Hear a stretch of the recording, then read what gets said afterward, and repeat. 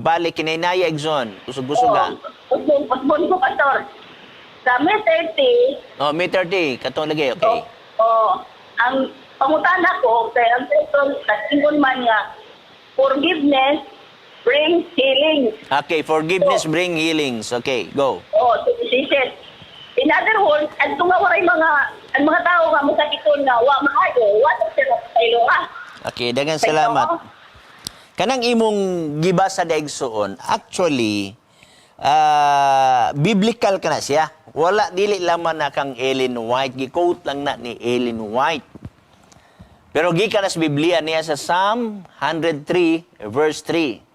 Nga mao ang nagapasaylo sa tanan mong kalapasan, nga mao ang nagaayo sa tanan mong balatian. So ang imong question, kung dili maayo, wala di ay siya pasayloa. Tama ba ko? Na. Okay. Igsoon, daghang klase sa balatian nga bunangat sa tao. Posible, gikan sa gitawag natog faulty diet. Okay?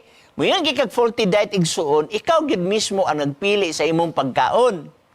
So ang tao masakit sa ato usahay nga lifestyle. For example, stricto kay ka nga vegetarian, unya nakasulod ka dito sa usa ka lugar nga walay utan.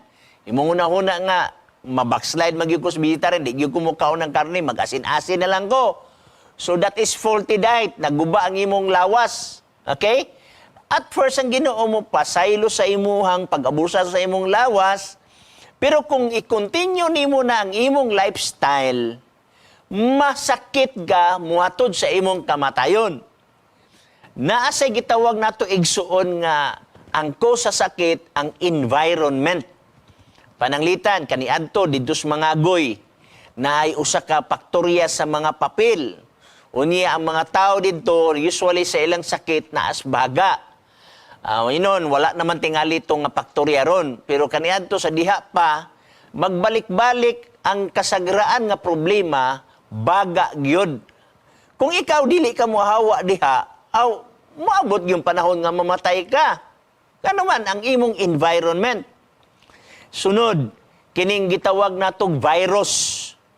Sa virus igsuon, wala man na gina siya tambal. For example, dengue. Virus man na siya. Okay? Adunay mga panahon nga itugot sa Ginoo ang kamatayon diya sa dengue. Especially nga na biktima sa mga dimbak siya uban pa. Okay?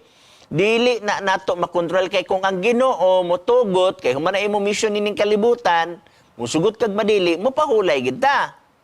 Usahay igsuon ang mao nga balatian tungod sa sala. Okay, mapasaylo imong sala, pero usahay magpabilin ang consequence. For example, ako sige ko og inom unya drugs ko, siyabo. Anto nadaot ang akong lawas.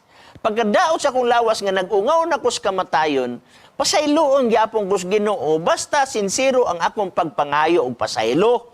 Pero sometimes magpabilin ang consequence sa atong gibuhat nga diin mo'y muhatod nato sa kamatayon. Okay? Ingana nga punto. Na usahay igsoon ang balatian gitawag natong hereditary naa sa imong nga lawas daan nga imong napanunod gikan pagyud sa imong ginikanan. Na ako'y nahibaw-an usa ka pamilya nga puro gid sila namatay sa kanser, tulo ka mga igsoon namatay sa kanser. So ang isa na sad nagsakit og kanser, ngano ingana tungod kay kita produkto na kita sa hulog nga kinaiya igsoon. Okay? So ang dapat ato nam siya masabtan. Sunod igsoon poison. Sige tagkaon og utan, unya wala nato bantay di naman kay nato gawgasan ang atong utan o uban pa. Unya labi na nakapalit ka sa utan nga puno kayo og spray, unya na-spray igsoon nga systemic kabisag ibutan nimog tubig. Dili dayon diretso makuha, kinahanglan inantigo nga pamaagi. Mapoison ka. Okay? Maghatod yapon nimo sa gitawag nato og balatian. Sunod, pwede sad ka congenital, meaning to say mga pag-anak nimo, kung balitan imong mama sige panigirilyo kaniadto pag gawas anak, naay problema sa gitawag nato og bata, no? So ing ana nga mga punto. Pwede sa usa igsuon ecological imbalance. So daghang klase nga balatian. Pero dili but sabton kung wala ka nining tanan, di ka pwede magbalatian. Tanawa si Job. Wala to nakasala si Job, dili abusados lawas. Pero giinteresan lang yun sa yawa ang kinabuhi ni Job nga magkalisod-lisod siya aron ma-prove sa yawa nga mubiya ang tao sa pag-alagad basta lisod-lisuron siya. Okay? So daghang causes igsoon. Nagadepende ka na siya sa context sa Biblia. Okay? Follow up igsoon. Salamat, Pastor. Tama. Daghang salamat.